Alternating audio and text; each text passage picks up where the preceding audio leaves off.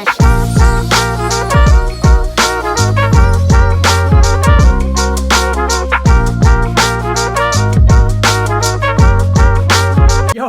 what is up, you sexy beasts? Hope you guys are doing well. Bringing you a little Saturday chat, I've been outdoors the last two vlogs, and someone actually commented saying, since your wife started working from home, you seem to be outdoors and away from the office a lot more, which is funny, but it's very coincidental. English is so hard, eh? It's coincidental. Wow. Anyway, you know what I mean. I just happened to be outside, and my wife actually hasn't started working. She has finished at her job, but she won't be starting here with me in the office until we get back from our Queenstown holiday, which we're going on very soon. I woke up this morning, I was sipping on my coffee, just scrolling through YouTube, and I saw a Dave Castro Sevan kind of interview podcast pop up. It was on Dave Castro's YouTube channel. I think it was on there as a live video. So I thought, you know what, let's watch this. And it was about an hour and a bit.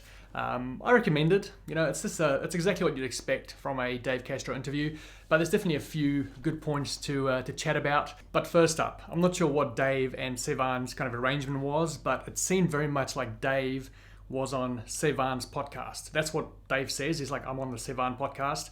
And so for Dave to stream it live and to pop it on YouTube straight away before Sevan can actually edit the video and put it out himself, just to me seemed like a bit of a dick move. Again, I don't know what they discussed and what they kind of agreed on. Maybe they agreed that Dave can just put it out as well. But I would have thought that if it was Sevan's podcast, the right thing or the nice thing to do would be to wait for him to put it out.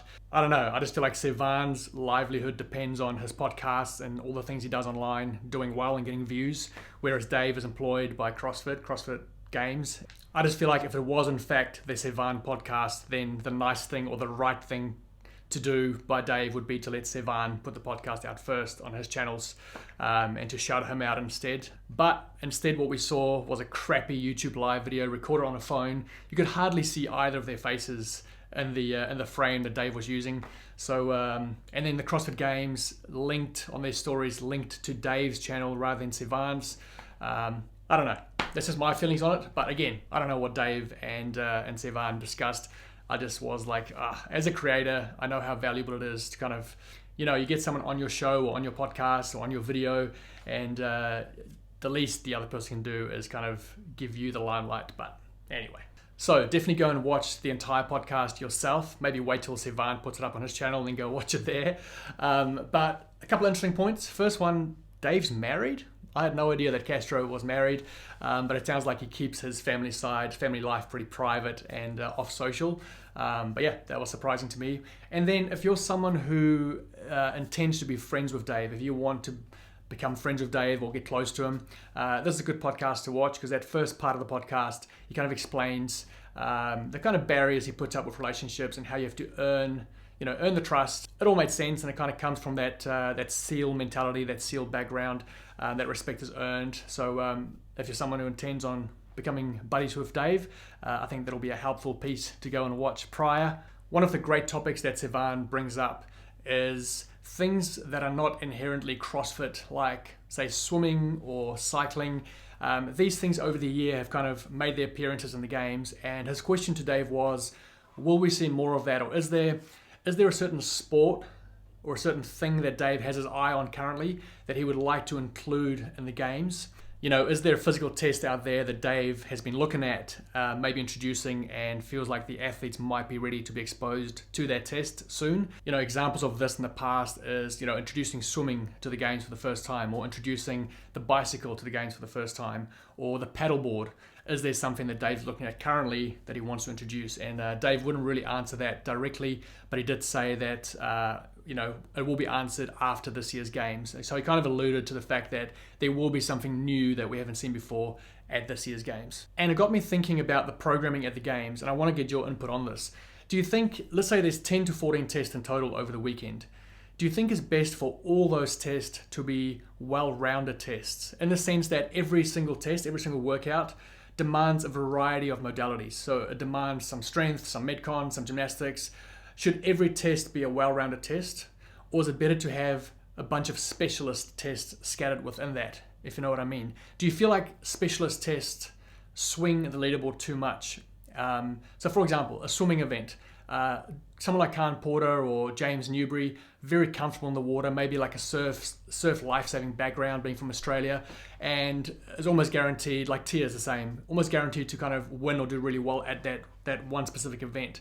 Does that mean then that the leaderboard is swayed too much? Maybe not the top spots, but the other spots over the weekend. Does it get swayed too much by really specific modalities like just a run or just a swim?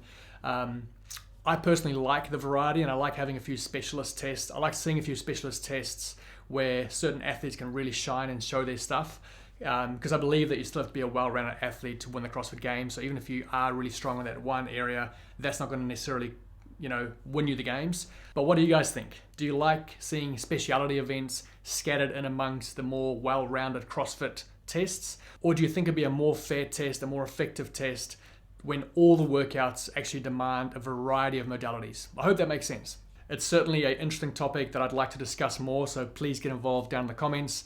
They didn't elaborate on it a whole lot, but Dave did kind of hint that we will see something new introduced at the Games this year. The other topic that stood out for me was kind of Dave's new role since Eric Rosa came on board. So Dave used to be in charge of both the training at CrossFit, so all the kind of educational side of CrossFit, the level 1s, level 2s, all those kind of things.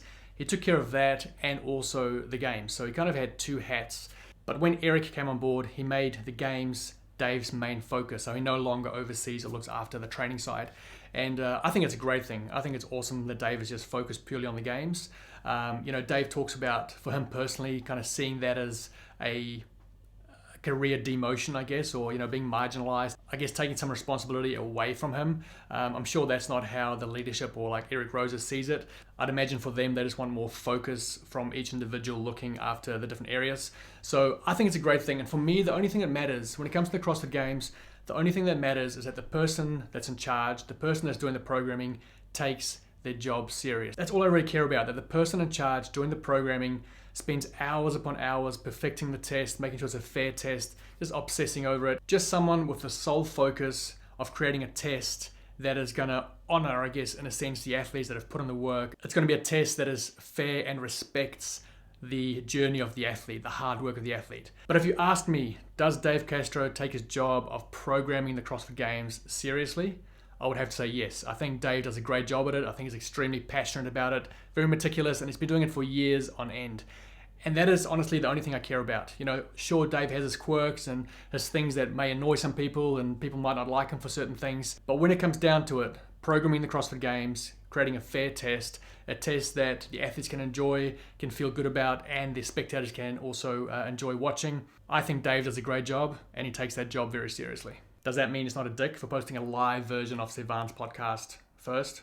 No, it doesn't. I've talked in the past about the issues around some of the key information around the CrossFit Games coming through Dave's channels rather than the CrossFit Games channels. And I still believe that needs to change and be looked at. Like, it's unprofessional for that information to not come through the official CrossFit Games sites and feeds. But instead, we often see that being fed through Dave's channels. I still think that is strange and not professional. And Dave kind of touches on this idea of not always being in front of the camera and being the kind of the face of the Games. He kind of compares himself to Dana White with the UFC. He's saying that if you look at the UFC announcements and the weigh-ins, Dana's always there. He's the face of it. So Dave was kind of, I guess, trying to say that he makes an effort to not be that person that's always has to be in front of the camera. Like he's not the one running the update shows or always being in front of the camera. But I feel like those are two very separate things. Like being the face of something versus being the channel of communication for something, they are definitely different things. Like even though Dana White might be the face of the UFC, I don't watch a whole lot of UFC, but I'm pretty sure that all the information about the fights and the details of that doesn't go through Dana White's channel and then the UFC channel reshares that. I'm pretty sure it goes the other way around. I'm pretty sure the UFC channels will share all the details and then Dana White would reshare that. Correct me if I'm wrong, but what I'm saying is that all the information that is needed for the community and the athletes should always go through the CrossFit Games channels, and Dave should just reshare that. I think oftentimes it can be the other way around, where Dave shares something that we haven't even seen on the CrossFit channels, and then CrossFit will reshare that on their story or or their feed. It just feels backwards. Also, I don't feel like you can compare the UFC and Dana White with CrossFit and Dave Castro. They're on very different levels. I think CrossFit has a very long way to go to be anything like the UFC. The UFC is huge. I don't watch or follow the UFC very closely, but I know exactly who Dana White is, and I'd say a lot of people who don't follow UFC would know the name, whereas Dave Castro is probably not a name that people would know outside of the CrossFit sphere. Anyway, that is beyond the point. Go and watch the full podcast. Comment below, what did you think of it? And what do you think of Dave? Do you think he does a good job like I do? I really do think he does a great job. And if you put all the other Dave Castro opinions aside, just focusing purely on the job that he has to do, I think he does that job extremely well and does it justice. So I'd love to hear what you guys think. And then also, let me know about the specialty workouts. Do you think it's good to have those in the mix? Or do you feel like we need all the workouts to be a bit more well-rounded rather than having specialty events at the CrossFit Games? Guys, if you enjoyed that content, I'd really appreciate it. If you just check and see if you're subscribed, go ahead and do that. If you're not, give me a like, get involved in the comments. We all like chatting down there. And other than that, stay sexy, keep roaring love, and I'll see you soon. Bye.